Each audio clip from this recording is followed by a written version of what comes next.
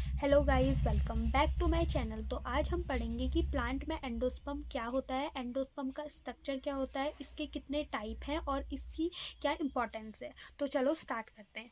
सबसे पहले ये एक एंडोस्पर्म का स्ट्रक्चर है।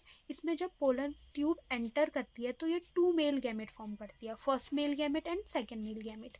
इसमें से जो फर्स्ट मेल गैमेट होता है वो फ्यूज़ करता है एग के साथ एंड फॉर्म करता है embryo. Second male gamete fuse करता है पोलर न्यूक्लियाई के साथ एंड फॉर्म करता है एंडोस्पर्म। अब बात करते हैं कि एंडोस्पर्म की क्या इंपॉर्टेंस होती है।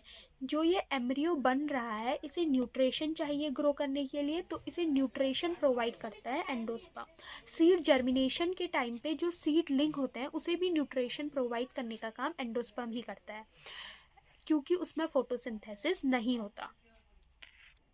अब बात करते हैं types of endosperm. Endosperm 3 types के होता है, न्यूक्लियर एंडोस्पर्म, सेलुलर एंडोस्पर्म और हेलोबियल एंडोस्पर्म। फर्स्ट है न्यूक्लियर एंडोस्पर्म। न्यूक्लियर एंडोस्पर्म में जो एम्ब्रियो सैक में फर्स्ट मेल गैमेट होता है वो फ्यूज करता है एग के साथ एंड फॉर्म करता है जाइगोट।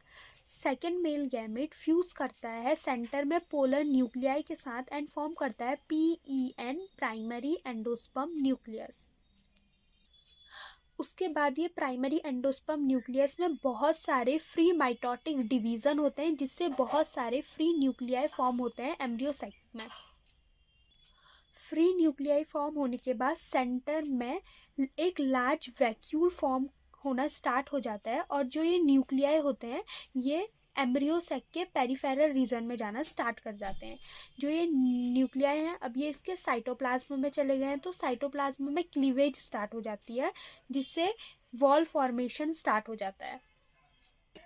फाइनली जो हमारा एम्ब्रियो सैक होता है वो फुल्ली सेलुलर टिश्यू में कन्वर्ट हो जाता है। इस टाइप की फॉर्मेशन को हम न्यूक्लियर एंडोस्पर्म कहते हैं। एक बार फिर से पढ़ लेते हैं। प्राइमरी एंडोस्पर्म न्यूक्लियस में बहुत सारी फ्री माइटोटिक डिवीज़न होती है, जिससे वो large number of free nuclei form करता है in the central sac of embryo sac में, और उसके बाद सेंटर में एक लार्ज वैक्यूल फॉर्म करना स्टार्ट हो जाता है, और जो न्यूक्लियाई होते हैं वो पेरीफेरी ऑफ एंडोस्पर्म में जाना स्टार्ट कर देते हैं, एम्ब्रियो सैक सॉरी। फिर उसके बाद क्लीवेज स्टार्ट होती है और साइटोप्लाज्म में, एंड फाइनली जो एंडोस्पर्म होता है वो फुल्ली सेलुलर टिश्यू में कन्वर्ट हो जाता है। इस टाइप की फॉर्मेशन को हम न्यूक्लियर एंडोस्पर्म कहते हैं। सेकेंड है cellular type of endosperm. Cellular type of endosperm में जो हमारा प्राइमरी एंडोस्पर्म न्यूक्लियस होता है उसमें फर्स्ट न्यूक्लियर डिवीज़न स्टार्ट हो जाती है।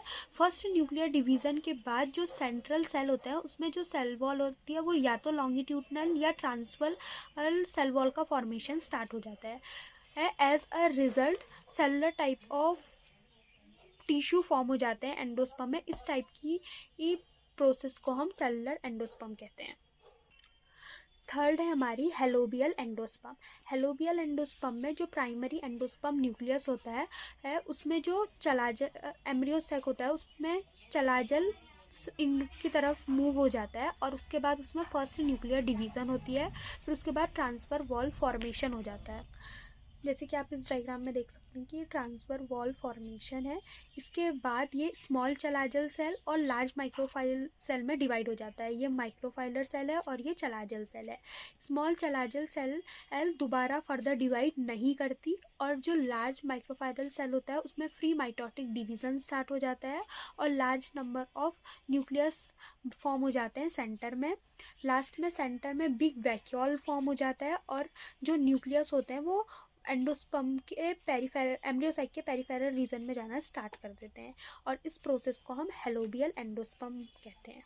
अगर वीडियो पसंद आए तो like, share and subscribe. Thanks for watching.